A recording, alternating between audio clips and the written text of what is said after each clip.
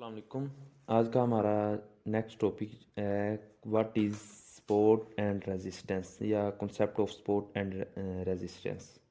तो इसको हम डिटेल से देखेंगे कि स्पोर्ट एंड रेजिस्टेंस जो है वो कैसे बनती हैं और किस तरह ये ब्रेक होती हैं, किस पॉइंट पर ये ब्रेकआउट होती हैं, कौन सी स्पोर्ट रेजिस्टेंस स्ट्रॉन्ग होती है, कौन सी स्पोर्ट ये कब वीक होती है, कब स्ट्रॉन्ग होती है, इसको कब हमने इस पर ट्रेड करनी है, कब हमने इस पर ट्रेड नहीं करनी, हमने कहाँ पर एसएल लगाना है, कहाँ पर टीपी लगाना है। मतलब हम एवरीथिंग डिटेल से देखेंगे इंशाल्लाह। तो सबसे पहले हम देखते हैं कि what is support and resistance, के सपोर्ट एंड रेजिस्टेंस चीज़ क्या है। तो बेसिकली मार्केट में एक या तो मार्केट की टोटल तीन ही ट्रेंड होते हैं, या तो मार्केट अप ट्रेंड में होगी, या तो मार्केट डाउन ट्रेंड में होगी, या फिर मार्केट एक जगह पर बॉक्स बना रही होगी, कंसोलिडेट कर रही होगी, रेंज बना रही होगी। तो ये तो हम सबको पता है कि मार्केट की टोटल थ्री कंडीशंस हैं। तो सपोर्ट एंड रेजिस्टेंस वो पॉइंट्स होते हैं जहाँ पर मार्केट अपना ट्रेंड चेंज करती है। मतलब मार्केट रनिंग में है और वहाँ पर ऊपर कोई ऐसा पॉइंट आया कि मार्केट वहाँ से अपने गए, बल्कि वहाँ से मार्केट ने अपना ट्रेंड चेंज कर लिया। सेम इसी तरह है कि मार्केट डाउन आ रही थी और नीचे एक इम्पोर्टेंट पॉइंट आया, इम्पोर्टेंट लेवल आया और मार्केट ने उसको जैसे टच किया तो मार्केट रिवर्स होगी, मार्केट ने अपना ट्रेंड साथ ही चेंज कर लिया। तो ये वो पॉइंट्स होते हैं सपोर्ट एंड रेजिस्टेंस। नीचे जब एक चीज़ नीचे आ रही हो, नीचे आ रही है, ये गिर रही है, नीचे आ रही है, फॉलिंग हो रही है, तो वो एक चीज़ एक पॉइंट पर आकर रुक गई है, इस पॉइंट पर आकर रुक गई है। ठीक है। तो जब किसी चीज़ को सहारा मिले तो उसे हम सपोर्ट कहते हैं। ये तो आम सा मतलब आम से अल्फाज हैं कि जब किसी को हम सहारा देते हैं तो हम उसे ये कहते हैं ना कि हम उसे सपोर्ट कर रहे हैं। तो जब इसी तरह फॉरेक्स में है कि फ़र्ज़ करें ये चीज़ हम यूरो यूएसडी की एग्जांपल ले लेते हैं कि यूरो यूएसडी में फॉलिंग हो रही है, यूरो यूएसडी गिर रहा है। जैसे उसको नीचे से सहारा मिलेगा तो वो वैसे ही ऊपर चला जाएगा। सहारा जितना स्ट्रॉन्ग होगा वो उतना ऊपर जाएगा। अगर तो सहारा वीक हुआ तो हो सकता है कि वो इसको ब्रेक कर जाए। मतलब अगर एक पर्सन है, वो गिर रहा है और सेकंड पर्सन उसको उठा रहा है, लेकिन जो गिर रहा है पर्सन वो भारी है, जबकि जो उठा रहा है पर्सन वो कमज़ोर है। तो फिर क्या होगा, क्योंकि सहारा कमज़ोर है जबकि ट्रेंड है, हम यहाँ पर ट्रेंड की बात करें, ट्रेंड स्ट्रॉन्ग है, तो फिर क्या होगा कि वो गिर जाएगा, कि वो सहारे को ब्रेक कर देगा, स्पोर्ट को ब्रेक कर देगा। हम सिर्फ अभी स्पोर्ट की बात कर रहे थे। रेजिस्टेंस, रेजिस्टेंस वर्ड रेजिस्ट से निकला है, RESIST, रेजिस्ट से। तो फिज़िक्स में भी ये रेजिस्टेंस यूज़ होती है। रेजिस्टेंस का मतलब ये है मज़ाहमत पैदा करना, कि अगर कोई चीज़ तेज़ रफ्तारी से आगे जा रही है, पीछे जा रही है, ऊपर जा रही है या नीचे जा रही है, उसकी रफ्तार में, उसकी स्पीड में मज़ाहमत पैदा करना, रुकावट पैदा करना। फ़र्ज़ करें मार्केट अप ट्रेंड में है और मार्केट ऊपर जा रही है, एक पॉइंट आया और पॉइंट काफ़ी स्ट्रॉन्ग लेवल था, वो पॉइंट या वो लेवल काफ़ी स्ट्रॉन्ग था, उसने मज़ाहमत क्रिएट की, उसने रेजिस्ट किया मार्केट को। तो मार्केट क्या हो गई, मार्केट वहाँ से डाउन आ गई। सेम इसमें भी वही चीज़ है कि सहारा, हम इसको रेजिस्ट कहते हैं कि रेजिस्टेंस जितनी स्ट्रॉन्ग होगी मार्केट उतनी डाउन आएगी, उतनी स्ट्रॉन्गली डाउन आएगी। अगर तो रेजिस्टेंस वीक हुई और ट्रेंड स्ट्रॉन्ग हुआ तो हो सकता है कि मार्केट इसको ब्रेक कर जाए। सेम वही एग्जांपल है। तो सपोर्ट एंड रेजिस्टेंस एक दूसरे के उलट है। सपोर्ट नीचे बनती है, अगर सपोर्ट नीचे बनती है तो रेजिस्टेंस ऊपर की तरफ होती है। मतलब हम एक पूरी वेव की देख लेते हैं, वेव की एग्जांपल ले लेते हैं। मार्केट ने एक वेव बनाई, मार्केट अप जा रही है। ठीक है। मार्केट हायर आए और हायर लो क्रिएट कर रही है, मार्केट अप जा रही है। मार्केट ने यहाँ पर आ गई, मार्केट ने यहाँ पर थोड़ी देर के लिए एक कंसोलिडेट किया, रेंज बॉक्स बनाया या रेंजिंग यहाँ पर क्रिएट की। उसके बाद मार्केट ने जैसे इसको ब्रेक किया तो मार्केट डाउन चली गई। ठीक है।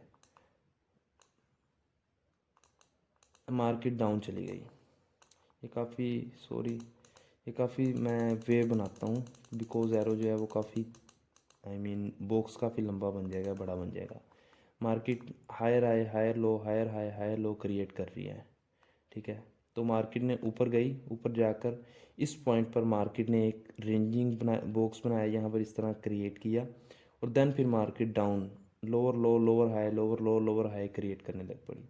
देन अगेन इस पॉइंट पर मार्केट जहाँ से स्टार्ट हुई थी, फ़र्ज़ करें मार्केट इस पॉइंट से स्टार्ट हुई है, ठीक है। तो मार्केट ने इस पॉइंट पर मार्केट ने स्टार्ट हुई है, मार्केट नीचे आ रही थी, सेम प्रीवियस मार्केट नीचे आ रही थी, इस पॉइंट पर मार्केट को सपोर्ट मिली, मार्केट ऊपर, मतलब मार्केट ने अपनी डायरेक्शन चेंज कर ली, ट्रेंड रिवर्स हो गया। अब इस पॉइंट पर मार्केट ने क्या किया है, ये जो पॉइंट है, ये जो पॉइंट्स हैं, इस पॉइंट पर मार्केट रिवर्स हुई है, मतलब यहाँ पर ज़रूर रेजिस्टेंस प्रेजेंट है जिसकी वजह से मार्केट रिवर्स हुई है। बिकॉज ये देखें ना कि मार्केट का ट्रेंड अप था, तो फिर क्या हुआ कि यहाँ पर मार्केट ने बॉक्स बनाया, रेंजिंग बनाई, तो फिर उसके बाद मार्केट का ट्रेंड सेम चेंज हो गया। मतलब मार्केट का ट्रेंड पहले तो अप था, लेकिन फिर मार्केट का ट्रेंड चेंज हो गया। मतलब इसका मतलब ये है कि यहाँ पर रेजिस्टेंस प्रेजेंट है, इस पॉइंट पर रेजिस्टेंस प्रेजेंट है, जिसकी वजह से मार्केट का ट्रेंड चेंज हो गया है। हम इसको ड्रा कर लेंगे नेक्स्ट लेवल तक। इसका फिर ये होगा, बिकॉज पहली बार ये रेजिस्टेंस बनी है, हमें पता नहीं चलेगा कि पहली बार कहाँ पर रेजिस्टेंस है, बिकॉज पूरे चार्ट पर मार्केट मेकर्स के, ये भी टॉपिक नहीं हमने पढ़ा कि मार्केट मेकर्स कौन है। तो मार्केट मेकर मतलब अब हम ये कह लें कि पूरे चार्ट्स पर ट्रेडर्स के ऑर्डर्स लगे होते हैं, बाइंग के सेलिंग के। तो अगर आपको बाइंग सेलिंग का नहीं पता कंसेप्ट का, तो आप लिक्विडिटी वाला टॉपिक देख लें पहले, देन आपको इसकी समझ आ जाएगी। पूरे चार्ट पर बाइंग और सेलिंग के ऑर्डर्स एक लगे हुए होते हैं। तो जिस जगह पर जाकर ज़्यादा ऑर्डर्स, जिस साइड के ज़्यादा ऑर्डर्स एक्टिवेट हो जाते हैं, तो वहाँ से मार्केट उस कीमत में जाना स्टार्ट कर देती है। यहाँ पर यह चीज़ हमें क्या शो कर रही है, ये चीज़ हमें ये शो कर रही है कि मार्केट में बायर ज़्यादा थे जबकि सेलर कम थे।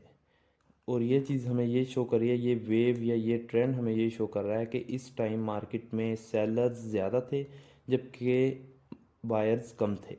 एक ट्रेंड जितना ज़्यादा जो है वो अगर आपकी जानिब है, अगर ऊपर है, तो ट्रेंड जितना ज़्यादा 90 की जानिब होगा, वो उतना ही स्ट्रॉन्ग कंसीडर किया जाता है। मतलब अगर ट्रेंड अप है, वो जितना ज़्यादा अप होगा 90 की डायरेक्शन में होगा, 90 एंगल की सिमत में होगा। ये देखिए, ये 90 एंगल ड्रा कर लिया। वो जितना ज़्यादा 90 एंगल की तरफ होगा, उस वो ट्रेंड उतना ही स्ट्रॉन्ग कंसीडर किया जाता है। जबकि ये देखें ये अगर 270, तो जो एंगल जितना ज़्यादा 270 की तरफ होगा, वो उतना ही डाउन में स्ट्रॉन्ग आप कंसिडर किया जाता है। 90 की तरफ हो तो वो अप में, अप ट्रेंड में कंसिडर किया जाता है स्ट्रॉन्ग। जबकि अगर डाउन में वो ज़्यादा 70 की तरफ हो, तो वो, सॉरी मैं एक दफ़ा अगेन ड्रा करता हूँ, काफ़ी गंदा हो गया चार्ट, इसको मैं रहने देता हूँ। ये देखें, ये मैंने चार्ट क्रिएट किया, चार्ट लेवल जितने ज़्यादा 90 की तरफ होगा, वो उतना ही ज़्यादा स्ट्रॉन्ग कंसीडर किया जाता है। और यहाँ सेम इसी तरह है कि मार्केट का लेवल जितना ज़्यादा 270 की तरफ होगा, वो उतना ही ज़्यादा स्ट्रॉन्ग आप कह लें कि वो कंसीडर किया जाता है। तो इसलिए सबसे पहले तो हमें जो ट्रेंड है उसकी स्ट्रॉन्गनेस को, उसकी स्ट्रेंथ को लाजमी चेक करना होगा ट्रेड लेने से पहले। ये मैंने ट्रेंड वाले टॉपिक में भी ये चीज़ बताई है। तो हमने क्या किया कि हमने यहाँ पर रेजिस्टेंस का जो जोन है वो ड्रा कर लिया। अब मार्केट ने क्या किया, मार्केट ने नीचे सपोर्ट बनाई। इस पॉइंट पर मार्केट ने क्या किया, मार्केट ने इस पॉइंट पर सपोर्ट बनाई हुई है, बिकॉज मार्केट पहले भी इस पॉइंट पर आई है, ये देखें। तो मार्केट इस पॉइंट से होकर इस पॉइंट से टच करके मार्केट अप गई है। तो फिर हम क्या करेंगे, अब हम देखेंगे, अब हम वेट करेंगे कि मार्केट हमारा जो लेवल है हमने ड्रा किया है, हमने वो वहाँ तक मार्केट आए। सबसे एक चीज़ बहुत ज़्यादा इम्पोर्टेंट है, जिसको मैं बहुत ज़्यादा, आप कह लें कि मैं कोशिश करता हूँ कि ज़्यादा से ज़्यादा लोग इसको फॉलो करें, वो है पेशेंस। पेशेंस के बगैर फॉरेक्स में कुछ भी नहीं है। तो पेशेंस के साथ आपने वर्क करना है। तो ये देखें, ये ट्रेंड अब अप जा रहा है जी। तो ये देखें कि मार्केट अप ट्रेंड में है। तो जैसे मार्केट इस लेवल के करीब पहुंचेगी, इस लेवल के नज़दीक पहुंचेगी, तो वैसे ही मार्केट डाउन आएगी, ठीक है। अगर ट्रेंड वीक हुआ तो, अगर ट्रेंड स्ट्रॉन्ग हुआ तो हो सकता है कि मार्केट इसको ब्रेक कर जाए। लेकिन रेजिस्टेंस है वो तो ट्रेंड पर डिपेंड कर रहा होता है, और वहाँ पर जो चार्ट पैटर्न बन रहा होता है उस पर डिपेंड कर रहा होता है कि मार्केट अब डाउन जाएगी, इसको ब्रेक करेगी, यहाँ पर होल्ड करेगी, मतलब अगेन कोई रेंजिंग बॉक्स बनाएगी, या फिर क्या करेगी। वो उस मार्केट पर एवरी कैंडलस्टिक मार्केट जो बना रही होती है, हर कैंडलस्टिक में पूरी एक हिस्ट्री, एक स्टोरी छुपी होती है, जो कि अपने आप को वो शो करा रही होती है, शो कर रही होती है कि इस टाइम मार्केट में सेलर कितने थे, इस टाइम मार्केट में सेलर कितने थे, बायर कितने थे, और क्या दोनों इक्वल थे। तो ये चीज़ होती है। ऊपर मार्केट ने क्या बनाया, ऊपर मार्केट ने रेजिस्टेंस बनाई, मार्केट ने इसको टच किया और डाउन आ गई। और एक चीज़ मैं आपको बता दूं जो कि सबसे एक इम्पोर्टेंट थिंग है, वो ये है कि जो भी रेजिस्टेंस या सपोर्ट, बेशक वो रेजिस्टेंस हो या वो सपोर्ट हो, वो जितनी नई होगी, जितनी न्यू होगी, वो उतनी ज़्यादा स्ट्रॉन्ग होगी। मैं अगेन रिपीट कर रहा हूँ कि कोई भी सपोर्ट हो, कोई भी सॉरी रेजिस्टेंस हो या सपोर्ट हो, कोई भी रेजिस्टेंस हो या फिर वो सपोर्ट हो, वो जितनी न्यू होगी वो उतनी ज़्यादा स्ट्रोंग होगी। जैसे जैसे उसके टचेज़, ये जो एक टच हो गया, ये टू टचेज़ हो गए, जितने टचेज़ ज़्यादा होंगे वो उतनी ज़्यादा वीक होती जाएगी। तो जो वैलिड है मिनिमम, अगर हम कहें पहले ही तो रेजिस्टेंस बनी है और सपोर्ट बनी, वो तो हमें पता नहीं चलेगा, ठीक है। एक तो होती है ना कि पहले की बनी हुई है स्पोर्ट और मार्केट ने अगेन उसी पर स्पोर्ट बना दी, वो अलग बात है। लेकिन जब न्यू बने, पहले का तो हमें पता नहीं था, उसके बाद सिर्फ टू टचेस तक वैलिड है वो रेजिस्टेंस। उसके बाद वो कभी भी ब्रेक कर सकती है। हो सकता है कि वो पहली दफ़ा डाउन चली जाए, पहली दफ़ा डाउन चली जाए, देन नेक्स्ट टाइम वो उसको ब्रेक कर दे। तो मिनिमम इसके टू टचेस वैलिड होते हैं, उसके बाद ये किसी भी टाइम ब्रेक कर सकती है। तो इसलिए अगर आपको किसी ने ये चीज़ बताई है, मैंने देखा है कि अक्सर लोगों को उनके मेंटर्स ने, उनके टीचर्स ने एक ही चीज़ बताई है कि कोई जो सपोर्ट है या रेजिस्टेंस है, ये मैं अगेन बना रहा हूँ, क्रिएट कर रहा हूँ कि ये रेजिस्टेंस, ये सपोर्ट जोन है, ठीक है। ये ठीक नहीं बन रहा, लेकिन जैसा भी बना गुजारा करना पड़ेगा। मैं इसकी लाइव एग्जांपल भी देता हूँ आपको। ये क्या बना है, ये मार्केट ने एक रेजिस्टेंस बनाई है, ये नीचे मार्केट ने सपोर्ट बनाई है, ठीक है। ये तो फ़र्ज़ करें कि ये न्यू सपोर्ट बनाई है और ये मार्केट ने न्यू रेजिस्टेंस बनाई है, ये वाली। तो मार्केट ने इसको टच किया, मार्केट ने इसको सेकंड टच किया, मार्केट अप चली गई है, अप जा रही है, बिल्कुल उसको टच किया, मार्केट डाउन आ रही है, बिकॉज अभी इसका फर्स्ट टच था प्रीवियस जो न्यू बनी है रेजिस्टेंस, उसको मार्केट ने इसको टच किया और मार्केट डाउन आ गई। अब ये सेकंड टच है, सिर्फ हमने अगर ट्रेड लेनी है, अगर एंट्री बन रही है तो सिर्फ हमने टू टचेस तक एंट्री लेनी है। इस पर एंट्री ले ली, अब मार्केट अप जा रही है, अब मार्केट यहाँ पर भी दो एंट्रीज हो गई, यहाँ पर भी टोटल टू टचेज हो गए न्यू रेजिस्टेंस या सपोर्ट के बाद, मतलब टोटल थ्री टचेज हमने काउंट करने हैं, टोटल थ्री टचेज पर हमने एंट्री लेनी है, ट्रेड लेनी है। उसके बाद बेशक हमें एंट्री 100% भी कंफर्मेशन हो जाए कि मार्केट हमें पुकारे कि आ जाएं ट्रेड करें, तो हमने मार्केट में इंटर नहीं होना हमने, क्योंकि उसके बाद मार्केट किसी भी टाइम वो सपोर्ट को ब्रेक कर सकती है या रेजिस्टेंस को ब्रेक कर सकती है। तो इसलिए minimum maximum two touches valid होते हैं, इससे ज़्यादा मैं कभी भी ये आपको नहीं कहूँगा कितने टच तक आप, मतलब जब तक वो ब्रेक नहीं होती उस वक्त तक आप उस पर ट्रेड करें, नहीं। आपने सिर्फ टू टचेस तक उस पर ब्रेक ट्रेड करनी है, उसके बाद आपने फिर स्टॉप हो जाना है, उसके ब्रेकआउट, उसके ब्रेक होने का वेट करना है। ब्रेक हो जाए, लेवल रिटेस्ट हो जाए, देन फिर अगेन उस पर एंट्री लें। मतलब अगर तो लेट्स सपोज कि उसने टू टचेज हो गए हैं, मार्केट डाउन आ रही है, मार्केट ने इस सपोर्ट को ब्रेक कर दिया, ब्रेक करेगी, देन मार्केट आपने इसके रीटेस्ट का वेट करना है, रीटेस्ट हो जाएगा, देन आपने फिर अगेन सेल की ट्रेड ले लेनी है। No retest no entry, retest होगा तो एंट्री लेनी है। तो ये चीज़ थी कि अब दो चीज़ें हमने सीखी हैं, फर्स्ट कि सपोर्ट रेजिस्टेंस होती क्या है, सेकंड कि इस पर जो स्ट्रॉन्ग कौन सी होती है, मतलब स्ट्रॉन्ग कब होती है और वीक कब होती है, सपोर्ट एंड रेजिस्टेंस दोनों, और हमने कब ट्रेड लेनी है कब नहीं लेनी, ये मैंने आपको बता दिया। अब हम लाइव चार्ट्स की तरफ देखते हैं कि वहाँ पर सपोर्ट रेजिस्टेंस कैसी नज़र आती है। ये देखें, अब हम लाइव चार्ट की पर आ गए हैं। अब हम देखते हैं कि यहाँ पर मार्केट ने कैसा बिहेव किया है। ये देखें, यहाँ पर मार्केट ने टू टचेस टोटल किए, हमने पर हर कैंडलस्टिक काउंट नहीं करनी, हमने जो टच हैं वो काउंट करने हैं। वो टच इस तरह काउंट करने हैं कि ये देखें मार्केट ने एक वेव बनाई है, ये ठीक है। यहाँ पर 2 टच हो गए, उसके बाद मार्केट डाउन आई है, उसके बाद फिर अगेन अप गई है। ये देखें, ये मार्केट ने एक और टच लिया और उसके बाद डाउन, ये फिर टच, ये टचेस हो रहे हैं। अब मैं आपको बताता हूँ कि मेजर टचेस कौन से और हमने किसको काउंट करना है। ये तो हो गया मार्केट का एक टच, वो टच जहाँ जिसके बाद मार्केट एक आप कह लें कि मेजर मूवमेंट हुई है। हम पुल बैक वाले टच को नहीं काउंट करेंगे, वो टच जिसके बाद मार्केट ने मेजर मूवमेंट की है। जैसे ये टच है, इसके बाद मार्केट ने एक मेजर मूवमेंट की है। ये क्या है, मार्केट ने मेजर मूवमेंट नहीं की, मार्केट ने सिर्फ एक आप कह लें कि पुल बैक वगैरह किया है। और इस टच के बाद ये जो टचेज हैं, इसको हम टू टच डबल टो भी कह सकते हैं। इसके बाद मार्केट ने अगेन ये देखें कि कितनी बड़ी मूवमेंट की है। तो ये जो हमने मेजर टचेस को काउंट करना है, हमने कर कैंडलस्टिक को काउंट नहीं करना कितनी कैंडलस्टिक आ गई हैं, इतने टचेस हो गए हैं, नहीं, हमने मेजर टचेस हैं उनको काउंट करना है। और मैक्सिमम हमने एक टोटल 3 टचेस देखनी है। मतलब एक टच फ़र्ज़ करें, एक टच ये है, दूसरा टच ये है और थर्ड टच ये है। इसके बाद हमने मार्केट को नहीं देखना।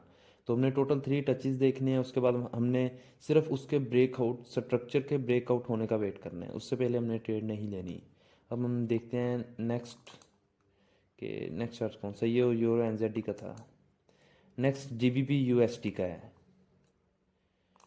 जीबीपी यूएसटी, ये देखें मार्केट ने क्या किया, मार्केट ने यहाँ पर रेजिस्टेंस बनाई है, ये देखें यहाँ पर। अब देखें कि टोटल 3 टचेज़ हैं, एक टच ये रहा, सेकंड ये और थर्ड ये। अब हमने फ़र्ज़ करें कि इस पर एंट्री लिया है, क्योंकि ये जो टच है, ये जो पहले वाला है, इसका तो हमें पता नहीं ना कि ये रेजिस्टेंस कब बनी है। तो हमने इस पर ट्रेड ली पहली और दूसरी इस पर ट्रेड ली, और उसके बाद फिर हमने इसके ब्रेकआउट होने का वेट करना है, इसके बाद हमने इस पर ट्रेड नहीं लेनी। अब हम देखते हैं कि नेक्स्ट चार्ट कौन सा है, और उस पर स्पोर्ट, ये नीचे स्पोर्ट बनाई हुई है लेकिन ये इतनी क्लियर नहीं आई। अब हम इसके नेक्स्ट देखते हैं कि नेक्स्ट जो है वो हो सकता है कि नेक्स्ट पिक्चर में किसी में, ये देखें ये स्पोर्ट आ गई है, ये एक टच, क्योंकि उसके बाद मार्केट ने मेजर मूवमेंट की है, मेजर मूवमेंट की है, एक टच, ये दूसरा टच, उसके बाद भी मार्केट ने मेजर मूवमेंट की है, और ये थर्ड वाला टच, मतलब इसके बाद भी मार्केट ने एक अच्छी खासी मूवमेंट की है। इसके बाद हमने ये जो टचेज़ हैं उसके बाद हो रहे हैं, यहाँ पर जो टचेज़ हुए हैं इस पर हमने एंट्री नहीं लेनी, हमने सिर्फ इसके ब्रेकआउट होने का वेट करना है, या फिर हमें इसके बाद कोई और एंट्री मिल जाएगी ट्रेंड में, लेकिन हमने इस पर एंट्री नहीं लेनी, ये बहुत रिस्की है। यहाँ पर हमने एक टच हो गया, हमारी एंट्री नहीं ले हुई। ये स्पोर्ट की मैं बात कर रहा हूँ। मैं इसको ज़रा चार्ट को डाउन करता हूँ, ये देखें, ये मैं इसकी बात कर रहा हूँ स्पोर्ट की। तो एक टच हो गया मार्केट का, पहले टच पर तो हमें पता ही नहीं चला कि मार्केट ने कब इसको मतलब टच बनाई है न्यू स्पोर्ट। सेकंड स्पोर्ट बनाई है, सेकंड बार टच किया हमने इस पर एंट्री ले ली, थर्ड बार टच किया हमने इस पर एंट्री ले ली, उसके बाद हमने एंट्री नहीं लेनी, बल्कि उसके बाद हमने उसके ब्रेकआउट होने का वेट करना है, या फिर हमने ट्रेंड को फॉलो करना है। अब नेक्स्ट नेक्स्ट आ गया CAD JPY, Canadian dollar Japanese yen. ये क्या कह रहे हैं ये देखते हैं, ये देखें इसमें टोटल कितने टचेज़ हैं। और ये ऊपर में जो मेरा मेन मकसद है लाइव चार्ट दिखाने का, लाइव चार्ट शो करने का, वो यही है कि आपको समझ आ जाए, आपको पता चल जाए कि सपोर्ट रेजिस्टेंस कहाँ बनती है, कैसे बनती है, इनको ट्रेड कैसे करना है, ट्रेड क्लोज कहाँ पर करनी है। ये देखिए यहाँ पर एक टच तो ये है, इस दोनों को हम कितने एक ही टच काउंट करेंगे, बिकॉज इसके बाद कोई मेजर मूवमेंट नहीं हुई। ठीक है, इसको हम एक टच काउंट करेंगे, इसको 2 टच, सेकंड टच ये है, दूसरा टच के मार्केट ने उसके बाद एक मेजर मूवमेंट की है, और थर्ड टच ये है, ये वाला, 3 टच हो चुके हैं। बस इसके बाद हमने वेट करना है। मैं अगेन बात दोहरा रहा हूँ, अपनी रिपीट कर रहा हूँ कि कोई सपोर्ट या रेजिस्टेंस वो जितनी न्यू होगी, जितनी नई होगी, वो उतनी ज़्यादा स्ट्रोंग होगी।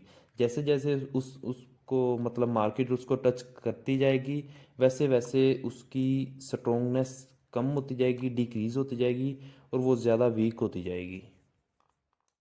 आपने करना कुछ नहीं है, आपने सिर्फ ये देखना, इस जो इंस्ट्रक्शंस जो इंफॉर्मेशंस मैं आपको प्रोवाइड कर रहा हूँ, बस आपने उनको स्ट्रिक्टली फॉलो करना है और आपने कुछ भी नहीं करना। कोई भी ट्रेडिंग इतनी मुश्किल नहीं है। अगर आपको कोई कहता है कि ट्रेडिंग मुश्किल है तो मतलब अगर आपका कोई टीचर है और वो कहता है कि ट्रेडिंग मुश्किल है तो फिर अपना teacher without then find your teacher without any delay.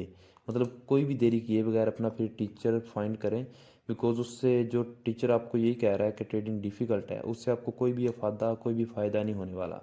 तो अब हम नेक्स्ट चार्ट की तरफ आ गए हैं GBP AUD, और इसमें हमें दो एग्जांपल भी मिल गई हैं। फर्स्ट वाली तो आ गई है GBP AUD की। मार्केट ने पहला टच किया, हमें नहीं पता चला। मार्केट ने दूसरा टच किया, एंट्री ले ली। थर्ड टच किया, हमने फिर एंट्री ले ली। उसके बाद हमने इसको नहीं लेनी, इसको हमने भूल जाना है। अब मार्केट ने क्या किया, ये देखिए मैंने आपको बताया कि जो सपोर्ट या रेजिस्टेंस वो उतनी स्ट्रॉन्ग होगी, वो जितनी ज़्यादा न्यू होगी वो उतनी ज़्यादा स्ट्रॉन्ग होगी। ये न्यू बनाई है मार्केट ने, रेजिस्टेंस हमें पता नहीं चला। सेकंड बनाई है, हमने इस पर ट्रेड कर ली। अब थर्ड ये देखें, मार्केट ने इसको क्या किया, मार्केट ने इसको ब्रेक कर दिया। मार्केट डाउन ज़रूर आई है और बहुत से लोगों ने यहाँ पर सेल की भी ली होगी, जाहिर सी बात है। और उसके बाद मार्केट अब चली गई, लेकिन हमें यहाँ पर कोई भी आप कह लें कि कंफर्मेशन नहीं मिली, तो हमने सेल की नहीं ली। कंफर्मेशन सबसे मस्ट और सबसे इम्पोर्टेंट थिंग है। कंफर्मेशन के बगैर आपने कोई भी ट्रेड नहीं लेनी। बेशक आपको 100% यही लग रहा है कि ये मार्केट इस डायरेक्शन में जाएगी, लेकिन कंफर्मेशन के बगैर आपने कोई भी ट्रेड नहीं लेनी। अब ये देखें कि यहाँ पर जिन्होंने कंफर्मेशन नहीं की होगी उनका तो एसएल हिट हो गया होगा। मार्केट ने अब किया, मार्केट ने एक टच लिया, मार्केट ने सेकंड टच किया और मार्केट ने थर्ड टच के बाद ब्रेक कर दिया। थर्ड टच के बाद पूरी पुल बैक भी नहीं किया, वे भी नहीं बनाई। तो अब हम देखते हैं कि नेक्स्ट चार्ट पैटर्न ये GBP CAD का है, बरतानिया पाउंड और कैनेडियन डॉलर का। ये देखें मार्केट ने टोटल मार्केट ने किए 3 टचेज हैं। पहला टच, दूसरा टच और तीसरा टच। और तीसरे टच के बाद मार्केट ने काफ़ी ज़बरदस्त मूवमेंट किया अप की डायरेक्शन में, और यहाँ पर कंफर्मेशन भी बहुत प्यारी मिलती है। ये देखें मार्केट की बहुत प्यारी कंफर्मेशन मिल रही है इस पॉइंट पर। तो बस समझाने का मतलब ये है कि मिनिमम हमने मैक्सिमम 3 टचेस पर ट्रेड करनी है, विदाउट कंफर्मेशन हमने ट्रेड नहीं करनी, और इसके अलावा कोई भी चीज़ नहीं है। और लाइव एग्जांपल मैं आपको इसीलिए बता रहा हूँ ताकि आपको समझ आ जाए। अब ये है GBP NZD बरतानिया पाउंड, ये एक ही टच है, सॉरी ये 2 टचेज़ हैं, बिकॉज मार्केट ने पहला टच किया इस पॉइंट पर और उसके बाद मार्केट ने एक ज़बरदस्त मूवमेंट की अप साइड पर, और ये दूसरा टच हो गया। उसके बाद फिर ये तीसरा टच है, उसके बाद हमने इसको छोड़ देना है, इस पर हमने ट्रेड नहीं करनी। नेक्स्ट चार्ट की तरफ चलते हैं। नेक्स्ट चार्ट यूरो JPY का है, यूरो और जापानीज़ येन का। मार्केट ने एक टच किया, मार्केट डाउन गई। मार्केट ने दूसरा टच किया, मार्केट डाउन गई। मार्केट ने तीसरा टच किया, मार्केट डाउन गई। ये देखें कि फोर्थ टचेस, जो फोर्थ वाला टच था उसने उसको पुल बैक भी नहीं किया, कोई सेल की कैंडल भी नहीं बनाई और मार्केट उसको ब्रेक करके अप निकल गई। तो इसलिए जो है वो बिकॉज काफ़ी ज़्यादा एक्सपीरियंस के बाद मैं ये अपना आप कह लें कि मैं एक्सपीरियंस शेयर कर रहा हूँ इस वीडियो में कि जो टचेज़ हैं वो मैक्सिमम हमने सिर्फ 2 पर ही ट्रेड करनी है, बिकॉज जो पहले वाला होगा उसका तो हमें पता ही नहीं चलेगा। इन 2 का पता चलेगा ना कि जब दूसरा टच होगा, बिकॉज जैसे मार्केट इस ये बनाएगी हमने क्या करना है, हमने एक स्ट्रक्चर ड्रा कर लेना है, एक हमने वो लेवल मार्क कर लेना है। जैसे मार्केट इस लेवल पर आएगी हमने एक कंफर्मेशन मिली हमने ट्रेड ले ली, अगर कंफर्मेशन नहीं मिली तो हमने ट्रेड नहीं ली। सेम इसी लेवल पर अगर हमें कंफर्मेशन मिली तो हमने ट्रेड ले ली, अगर नहीं मिली तो हमने ट्रेड नहीं ली। और उसके बाद हमने फिर कंफर्मेशन भी नहीं लेनी, उसके बाद हमने उसको ब्रेकआउट होने का वेट करना है। अब हम देखते हैं नेक्स्ट चार्ट की तरफ कि नेक्स्ट चार्ट कौन सा है। आई थिंक फिनिश हो गया है। तो यही थी हमारी सपोर्ट एंड रेजिस्टेंस। अगर आपको कुछ भी आपका कोई क्वेश्चन हो या समझ ना आई हो तो फेसबुक ग्रुप में आप पोस्ट कर दें, इंशाल्लाह आपको वहाँ से जवाब मिल जाएगा।